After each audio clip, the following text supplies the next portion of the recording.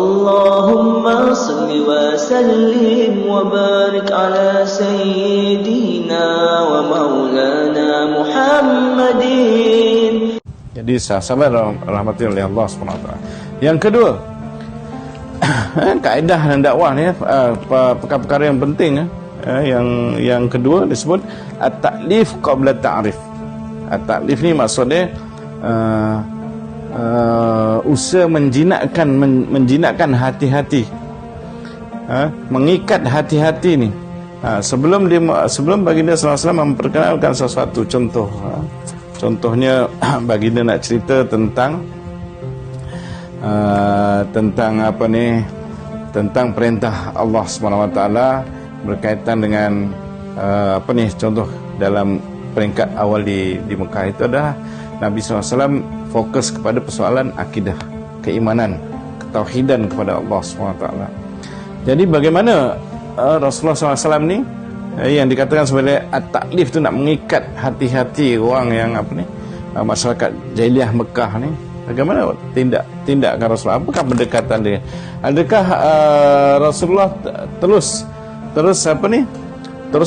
dalam keadaan memaksa, dalam keadaan desakan-desakan yang ekstrim ataupun yang sehingga wujud keterpaksaan kepada masyarakat jahiliah? Sudah pasti tidak. Bahkan Rasulullah SAW memberitahu, membuat satu perbandingan, bawa balik hati-hati melalui pendekatan selain tadi yang mula daripada akhlak Nabi SAW. Dan Nabi SAW juga menceritakan bagaimana sebenarnya dia sepatut mentauhidkan Allah SWT. Siapakah yang perlu disembah sebenarnya, kan? Bawa hati-hati dengan cara lembut, dengan cara dengan cara lemah lembut, bijaksana, penuh dengan hikmah, bukan dalam keadaan terpaksa dan memaksa dan sebagainya. Itulah Rasulullah SAW, dia bertindak sesuai bagaimana nak jinakkan, dia lebih nak kasih sayang, tunjukkan teladan yang baik, bagaimana dia berinteraksi, bagaimana dia berkomunikasi. Semua itu nak menjinakkan hati-hati kaum musyrikin di Mekah.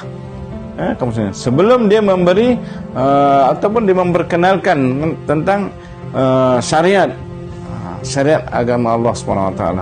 Sebab pada ketika di Mekah itu syariat belum turun lagi. Soalan iman, akidah, persoalan keimanan dan akidah, mentauhidkan Allah SWT, mentauhidkan Tuhan sebenarnya, Tuhan sebagai pencipta, Tuhan sebagai yang sewajar, yang sepatutnya disembah, bukanlah berhala-berhala yang berada di sekeliling Kaabah itu. Jadi dia proses menjinakkan hati ni. Bagaimana proses menjinakkan hati ni?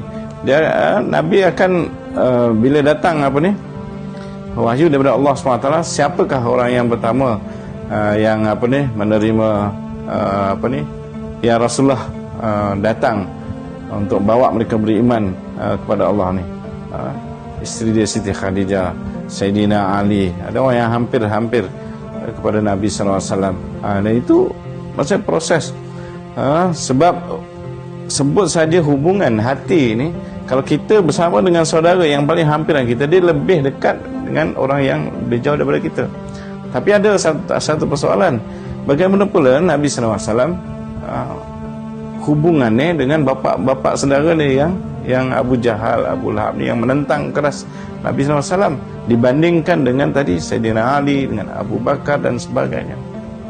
Jadi kita lihat bagaimana bijaksana Rasulullah SAW dalam dakwah ni, sehinggalah Abu Bakar Siddiq dia cari potensi mereka yang boleh menerima dakwah Nabi SAW.